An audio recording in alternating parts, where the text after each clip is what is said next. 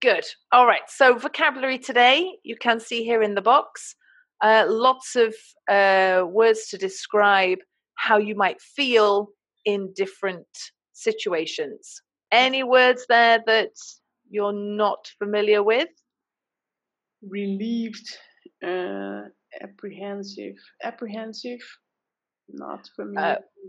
100%. Okay. I heard about it. I don't remember it.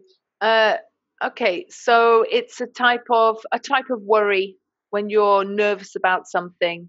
If you were going to give a presentation, you might be apprehensive, nervous, worried about it. So I could simply use I'm nervous. Yes. In that respect, you could.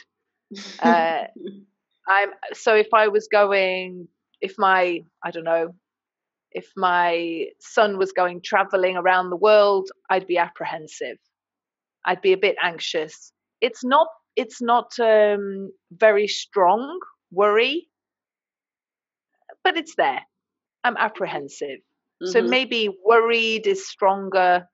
This is more, I'm a bit nervous about him going. I'm a bit apprehensive, but he has to go. He's a grown man. That kind of. Can I say anxiety. I am apprehensive or I feel apprehensive? How do you pronounce it? I am. Yeah, I am. I feel, because I feel is the same, but naturally we would just say I am. Yes. Okay, I'm. So and usually with a bit. We often put a bit in front. I'm a bit apprehensive. I'm a bit apprehensive. Yes. Yeah. Because apprehensive isn't that strong, and so the collocation bit kind of lends itself to join with apprehensive. And so I'm a bit apprehensive of my son. For my son. And yeah. For my son. A bit apprehensive for him or about him, depending on the context. I'm apprehensive about him traveling. I'm a bit apprehensive for him because he's never been before. So So my situation is I'm traveling next week and I'm a bit apprehensive about my son, right? Yes. Because I don't know how he will feel himself after the school when other people will bring home, for example. Exactly. So you might be a bit apprehensive about leaving him at home because it's the first time somebody else has picked him up from school, for example. So you're not really worried. You know he's going to be fine. So the apprehension is just a bit of an uncomfortable feeling about it. A bit nervous, and you just want it to be okay for him. Yeah, that's a good example. Feeling. Okay, proud. Okay. I know this one. Delighted. I know this one, but I don't know this one because I didn't memorize it. But I heard it so many times. Delighted. Being delighted. Well, what is this? Well, we're going to have a look at some photos. Okay. And you can say which photo you think the people feel delighted. Say stop if you see any picture that you think you might feel delighted. Maybe this E one, this E. Okay. Feels delighted. Yes. Looks like she's had some good news. Yeah. Maybe she's seeing her baby there for the first time on the screen and she feels delighted. So can you explain this word? She's very happy. Very happy. Yeah. She's very happy. It's all going well, so she's delighted. It's a combination. We have a lot of words in English that when we really think about them, we can replace them quite easily with other words. Yes. I think the higher the level of English and the more vocabulary, you realize we don't actually need that much vocabulary. We just, we like to almost try to put happiness in these very small boxes and give them different names, but we really don't need to. Can I say she feels blessed?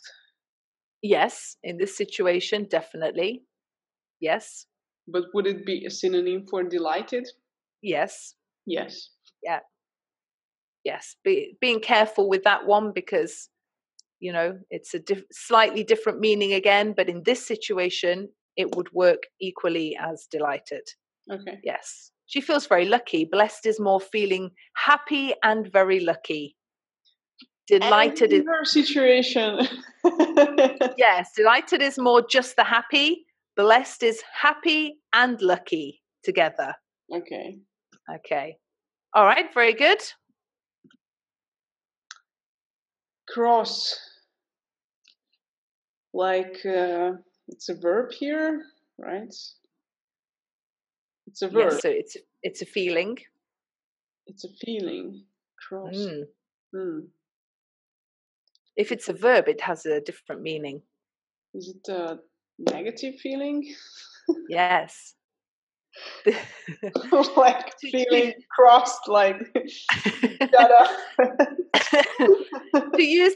to use our example of children, just because they create so many feelings in us, children make us cross.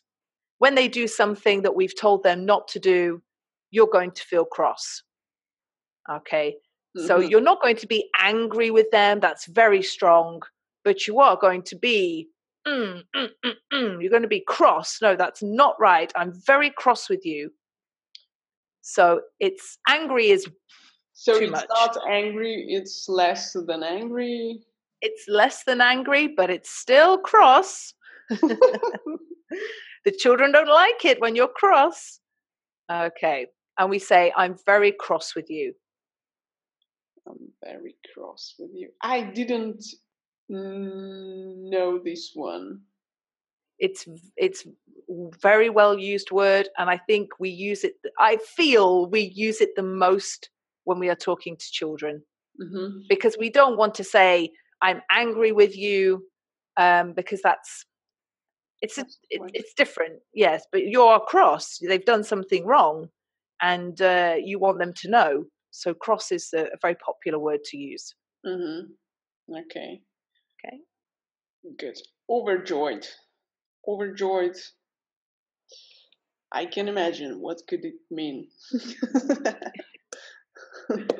Okay, maybe the same picture, but also maybe this lady here in F. Oh yeah, overjoyed because she got a medal. Is it how you get a medal? Yes, she got a medal. She won the medal. One, yeah. Yes, and you can imagine the amount of work she must have put in to receive that medal. She didn't just turn up on the day and win a medal. Yes. All that training and diet, and I don't know what these athletes do, but she's overjoyed. Her dreams have come true. Okay. Nice. Okay. So here she's delighted and blessed. When the baby arrives, she's going to be overjoyed. And again, she's happy. So it is a synonym for happy. Yeah, you're right. Okay. Overjoyed, happy. Okay, stressed overjoyed. Out. I know this one. When we're stressed out. Yes. Furious, yes. Insecure, I know this one. Determined. Should know this one. Hear it a lot. Not quite. I can't translate it right now. Determined. Wait a second. When you are determined to something, right? So you want it so much, you're determined to do the job to achieve your goal. Absolutely, yes. And you don't accept no. You are determined. You are going to achieve it, going to succeed, because you have a mind that is focused and determined. Good. You are right. I'm determined.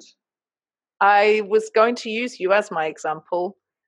You are you come across as a very determined person. Yes. Nice. Thank you. Okay, flabbergasted. Flabbergasted. I have no idea. Well, how? I'm flabbergasted that you don't know this word. Flabbergasted. I'm completely flabbergasted.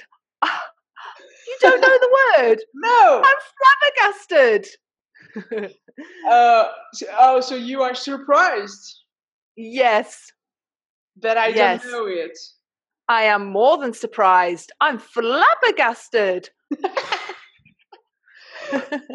It has a little bit negative feeling, right? So Flabbergasted. you were expecting me to know it, right? Yes, I guess so. I'm over surprised. Yes, I'm more than surprised. Yes, it's a stronger word for it. What a silly word. It sounds so ridiculous. Flabbergasted. The more you say this word, the more it means has no sense. It's a very strange sound. Flabbergasted. It just sounds like a very silly word, but yes, it means yes. Very surprised. Can't believe it. You're very surprised. Imagine if you went to an interview and you felt you'd done so well, and the interviewer was saying, "Pretty sure you've got a shoe in this job. I don't want to say too much, but yeah, you seem like the right person for the job." And then you don't get the job. You would be, what? Like, what happened? You'd be flabbergasted. Mm-hmm. Okay. But it always comes with this negativity a little bit because when you say flabbergasted, when you give these examples, they are all coming from. I guess so. You're right. I hadn't considered that. I'm going to think of a positive one. Okay. I mean, could I say it if I discovered that my daughter won a race, but she doesn't run fast? I'd be flabbergasted. But there's still some kind of negativity in that. Yes. You're right, because I'm like doubting her ability, so I'm flabbergasted. Yes. Yeah. So it's when I something goes wrong at the end and you say, "Oh, I'm flabbergasted." I guess so. Not surprised. So when you are surprised, wow, I have this huge party and my friends made it for me. I'm surprised. I'm happy. Yeah, you're surprised. I suppose in that respect, you might say, "Oh, I'm flabbergasted that I didn't discover it beforehand," which again is a sort of negative. I'm flabbergasted that they could keep this secret from me. So I'm surprised. I was surprised at the party. Wow. But afterwards, I'm flabbergasted that I didn't discover your secret. Which is kind of, again, a little bit negative. Yes. Yes, you have made me really think about that word today. I've never considered it in quite so much detail. But yes, that's very interesting. I think you have something there. Okay. I'm flabbergasted, Victoria. You're flabbergasted that I've never considered this word in detail. Yes. I don't blame you. Yes, and again, there is a little bit negativity there. Yeah. Yeah. Okay, good. Sorry for yourself. Sorry for someone else. Yes. Desperate. I know this one. It's a little bit, I would say, determined and desperate. They are quite the same, but the desperate goes with this negativity again. Ah, okay. Okay, interesting. Yes, it can be used in that way. Mm-hmm. Scared, stiff. I have no idea. Well, if you take scared, which you know the meaning of. Yeah. If you're scared, okay. So imagine if you're scared, stiff, to a point where you can't move. Oh. Your body goes solid like this and you can't move. You're so scared. You're so scared, you're scared, stiff, like a dead person. They don't move. Okay. And it's that feeling of rigid stiffness. Yes. Very, very scared. When do you feel it? Hopefully never. Hopefully never. But,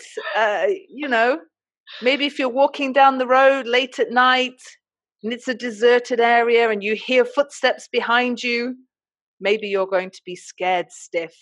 it doesn't not necessarily literally mean that you are so scared that you don't move, but Okay. you have the worst feelings of being scared.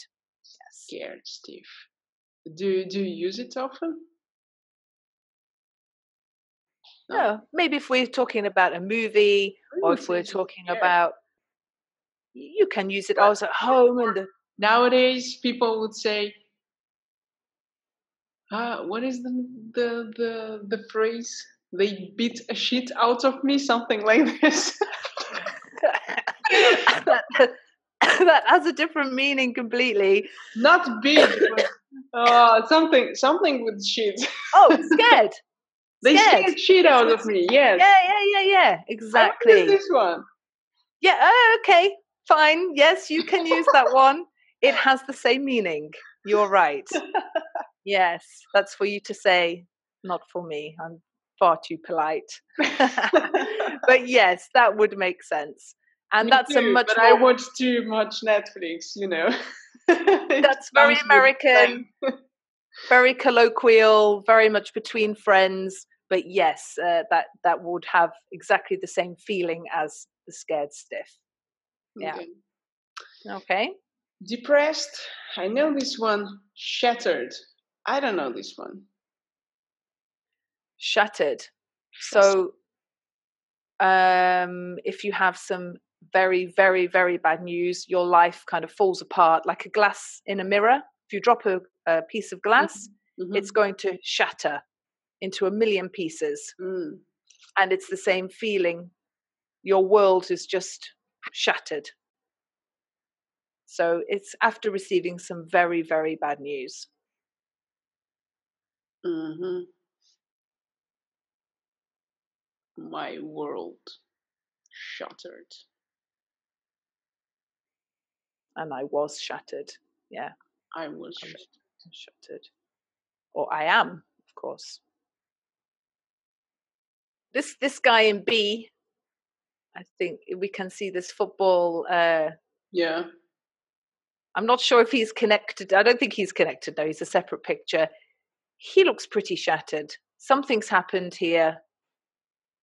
This is not a normal pose, not a normal position for a man to be sitting like that. He looks fairly shattered. Or at least you don't see too many men sitting like this. You really don't, and not with that hairstyle. He might feel better if he just visits the hairdresser. Feel like a whole new man. Yeah, not a good look. Okay. So he's shattered and horrified, both. Quite possibly. We also do use Depressed. and very depressed. Exactly. Somebody scared shit out of him. Quite possibly. He's Yes, he probably. desperate. I think he owes a lot of money to somebody he shouldn't owe a lot of money to. You're right. He's desperate. His wife has now left him because of his debts, his gambling debts, and he's very stressed out. Okay. We do also use shattered to mean very tired as well, in a less Mm-hmm. a less deep way. So I've worked all day, I'm absolutely shattered. So we do kind of use it in a very casual way to mean I'm very tired as well. Okay. Okay. Disillusioned. Like,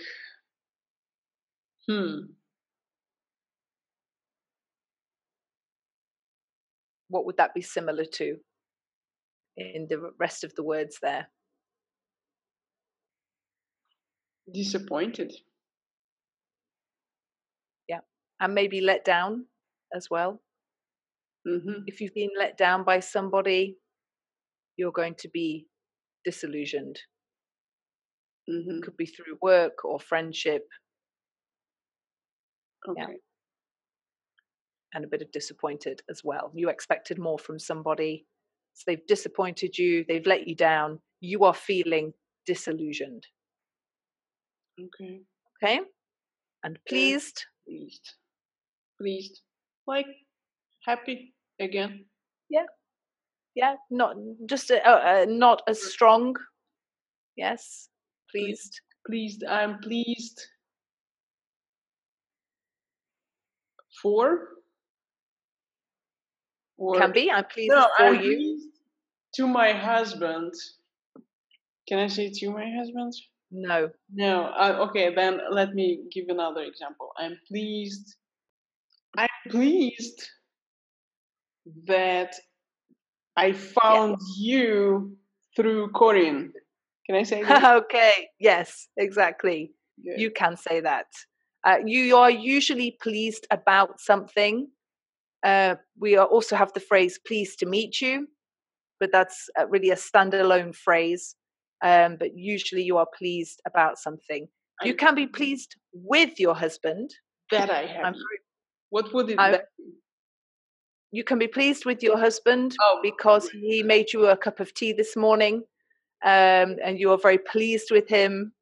So pleased with somebody, you see, mind reader. Pleased with somebody. I'm flabbergasted. He made you a cup of tea. He never does that. He makes me a cup of coffee every single day. That's very nice start to the day. I have an amazing husband. Yes. You certainly do. Yes. Good for you.